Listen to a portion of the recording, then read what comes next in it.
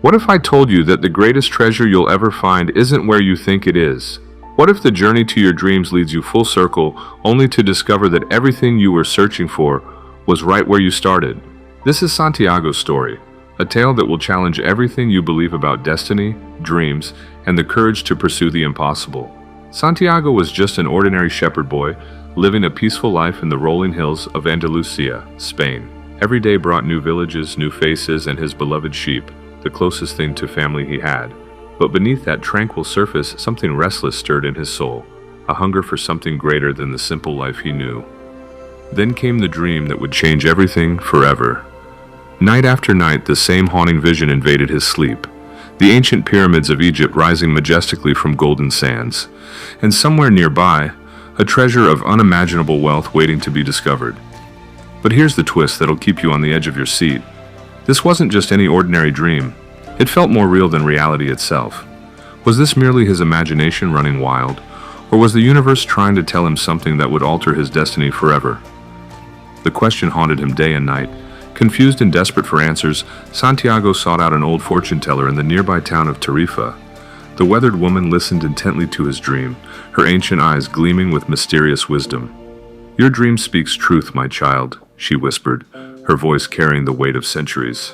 "But if you find this treasure, you must give me 1/10 of what you discover." Santiago agreed without hesitation, thinking it was a simple bargain.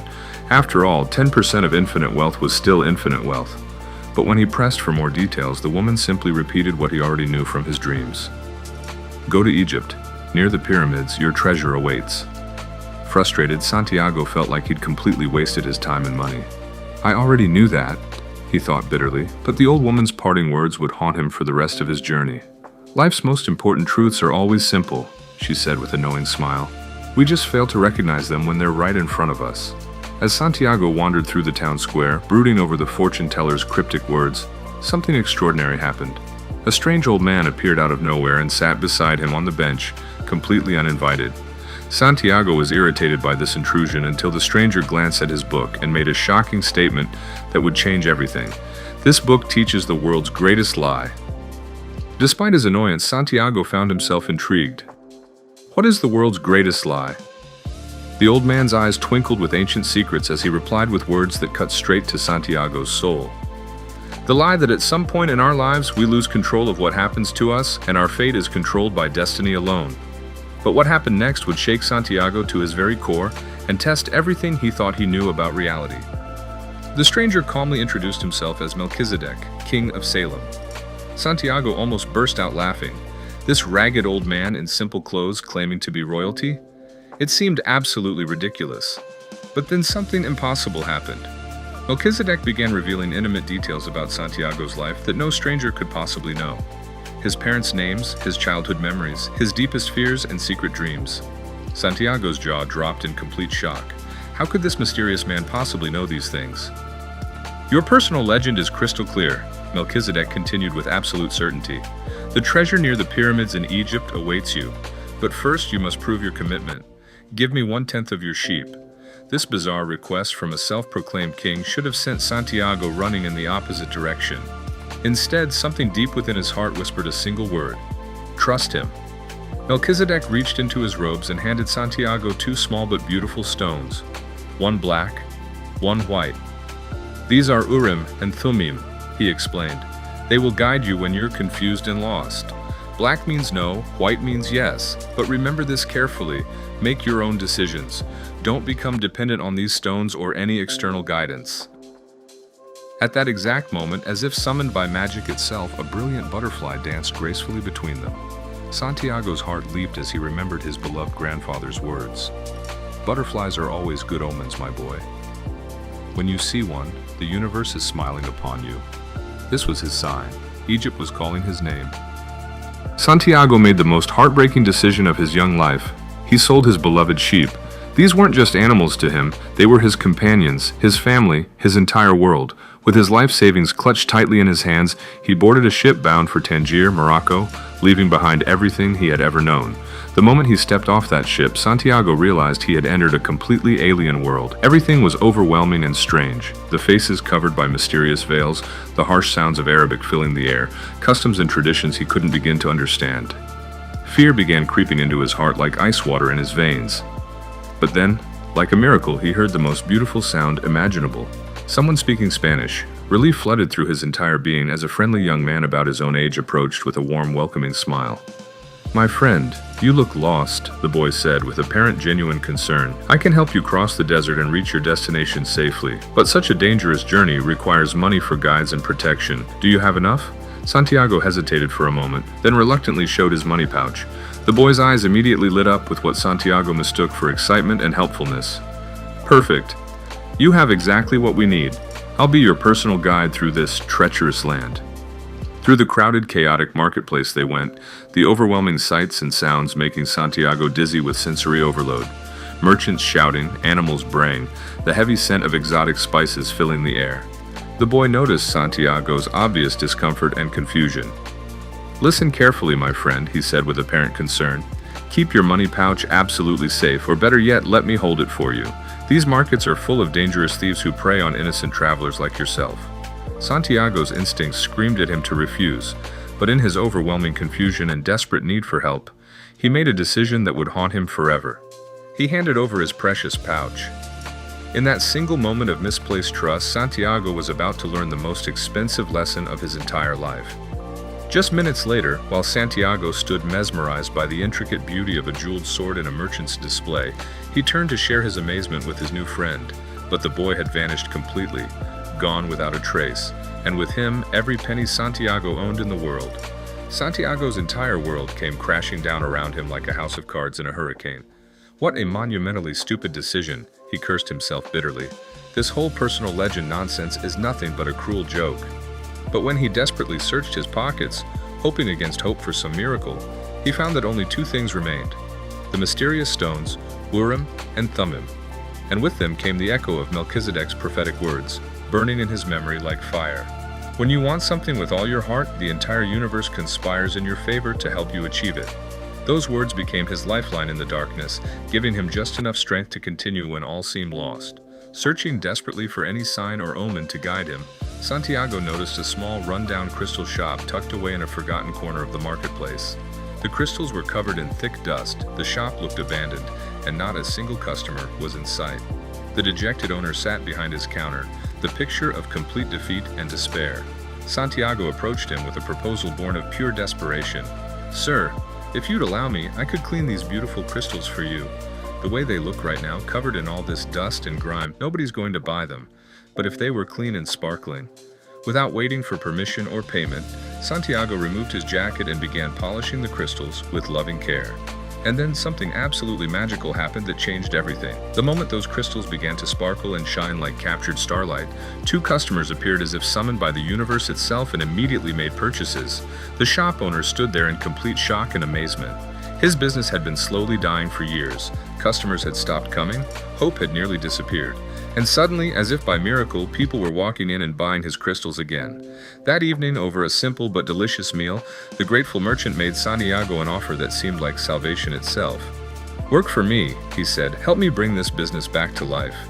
"I'll gladly work for you," Santiago replied, hope flickering in his heart like a candle in the wind.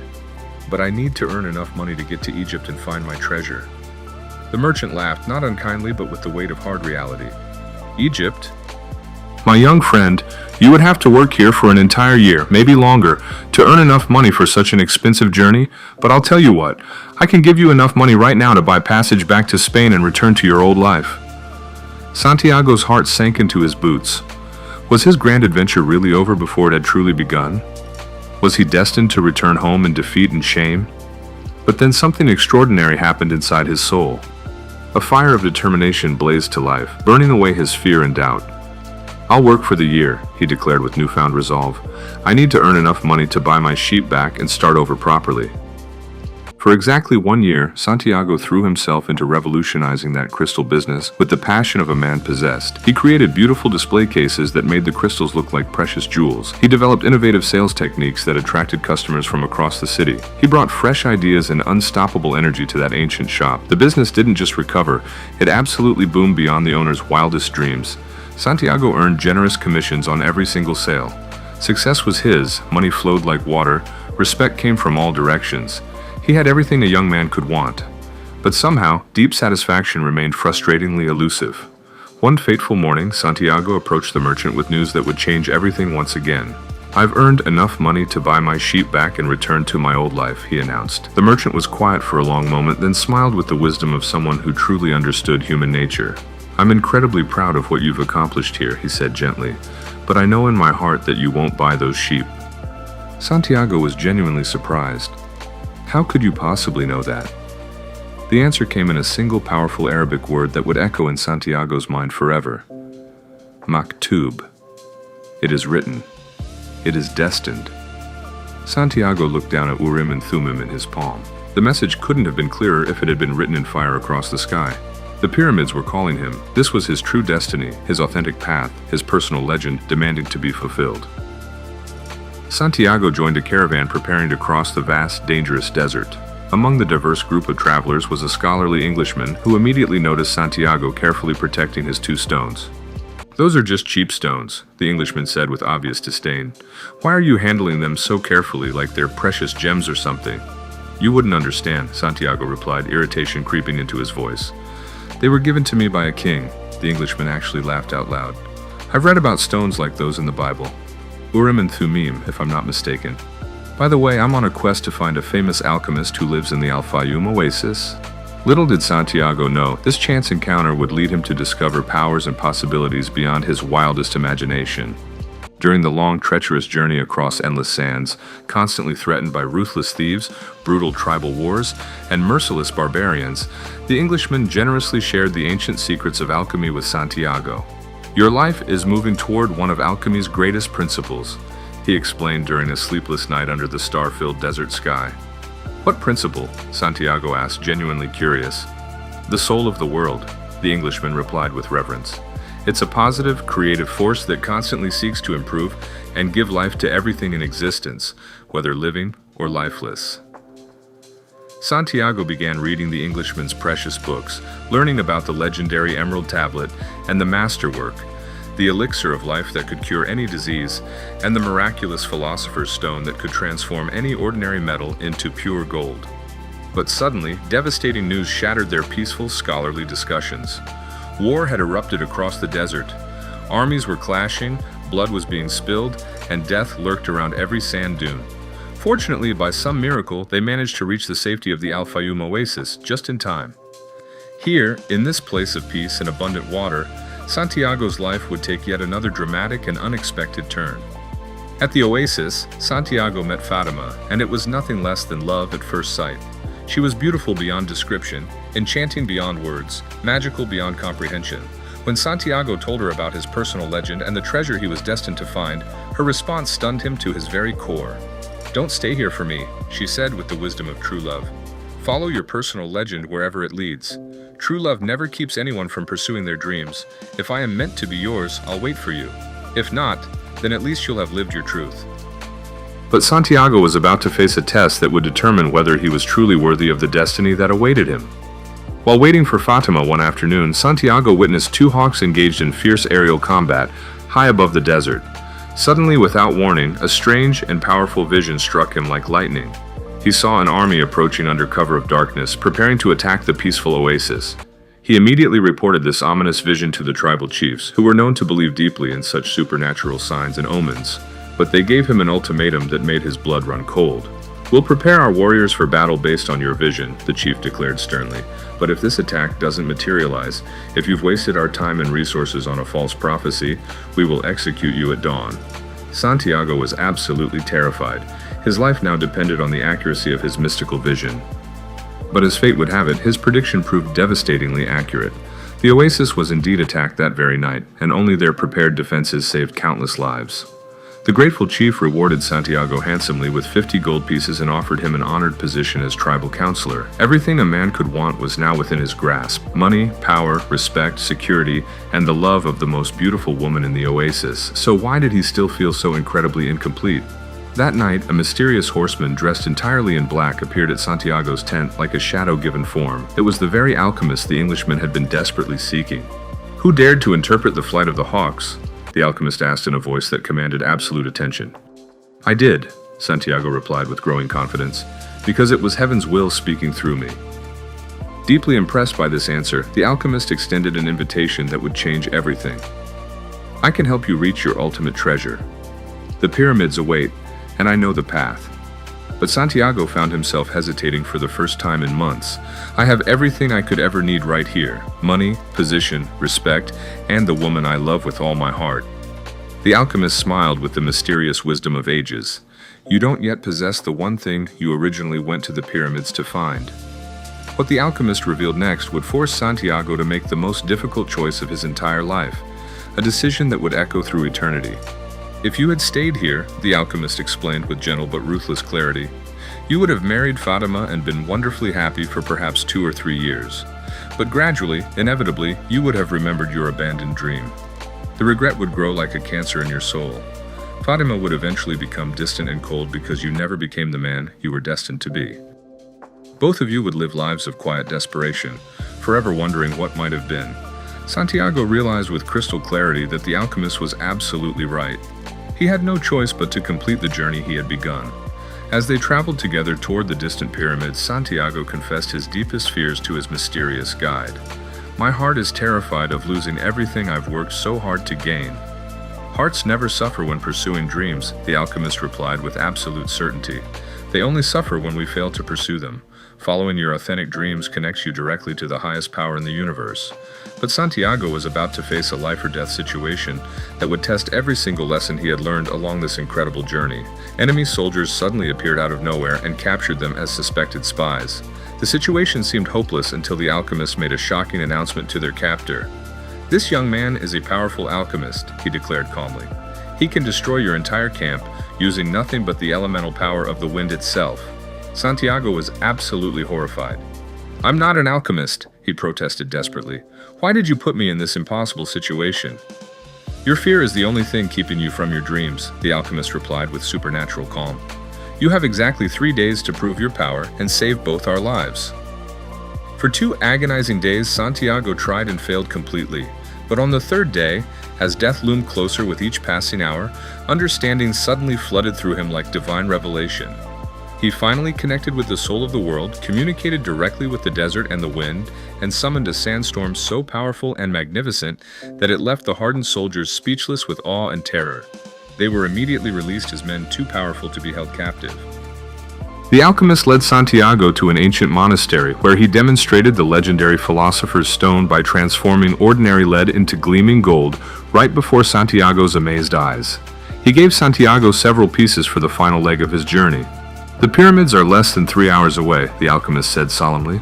I've helped you cross most of the impossible journey. But the final steps you must complete entirely alone. This is your destiny, and yours alone. Santiago finally reached the exact pyramid from his recurring dreams. Everything was precisely as he had envisioned it countless times. He saw a scarab beetle moving purposefully through the sand, surely an omen. With excitement coursing through his veins like electricity, he began digging frantically for his long-awaited treasure. Hours passed, then more hours. Nothing but sand and more sand. Just when Santiago thought his journey was finally complete, everything he believed about his destiny was about to be turned completely upside down in the most shocking way possible. Suddenly, a group of war refugees appeared out of the desert like ghosts. They immediately noticed Santiago digging and spotted the gold pieces the alchemist had given him. After brutally beating him and stealing his money, they forced him to continue digging while they watched and waited. Exhausted, delirious, and broken in both body and spirit, Santiago began talking about his recurring dream to anyone who would listen. The refugees laughed mockingly, especially their cruel leader. Every fool believes in his stupid dreams, the man sneered with vicious contempt. I had a dream too, about treasure buried under a sycamore tree near some old church in Spain. Should I waste my entire life chasing such ridiculous nonsense? In that single, earth-shattering moment, everything became absolutely clear to Santiago. The treasure he had been seeking wasn't in Egypt at all. It was under the very tree where he had first slept and dreamed, back where his journey began. With what little money remained hidden in his clothes, Santiago made the long journey back to Spain. At the old church where his incredible adventure had started, he began digging beneath the ancient sycamore tree with renewed hope and determination. And there, exactly where the refugee had unknowingly described, Santiago found a chest overflowing with diamonds, precious jewels, and gold coins beyond his wildest dreams. The treasure had been waiting for him at home all along. But Santiago realized something far more profound than mere material wealth. The real treasure wasn't the gold and jewels glittering in the chest. The true treasure was the transformative journey itself, the experiences that shaped him, the wisdom he gained, the courage he discovered, and especially Fatima, who was worth more than all the gold in the world. If he had found this treasure immediately, he never would have experienced the life-changing journey. He never would have met the love of his life. He never would have discovered who he truly was or who he was capable of becoming. With both his material and spiritual treasures, Santiago returned to Fatima, ready to live the life he was always meant to live. The Alchemist teaches us the most important truth of human existence. Sometimes what we're desperately searching for isn't far away at all. It's exactly where we are right now. But we must complete the journey of discovery to truly understand and appreciate it. Remember these life-changing lessons. Chase your dreams with everything you have because few people possess Santiago's courage to leave their comfort zone. Embrace your personal legend and stay focused on your true purpose despite endless distractions. See every challenge as divine guidance pointing you toward your authentic path. Take bold action instead of hiding behind theory and planning. Trust your deepest instincts because your heart always knows the way forward. Recognize the treasures that already exist within you and around you. And above all, value the journey itself because the path to your dreams is where genuine happiness and fulfillment are found. The universe truly does conspire to help those who want something with absolute sincerity and determination. You just have to find the courage to take that first brave step into the unknown. Will you have Santiago's courage to pursue your dreams? Your personal legend is waiting for you right now. The only question that matters is, are you finally ready to begin the greatest journey of your life? When you want something with all your heart, the entire universe conspires to help you achieve it.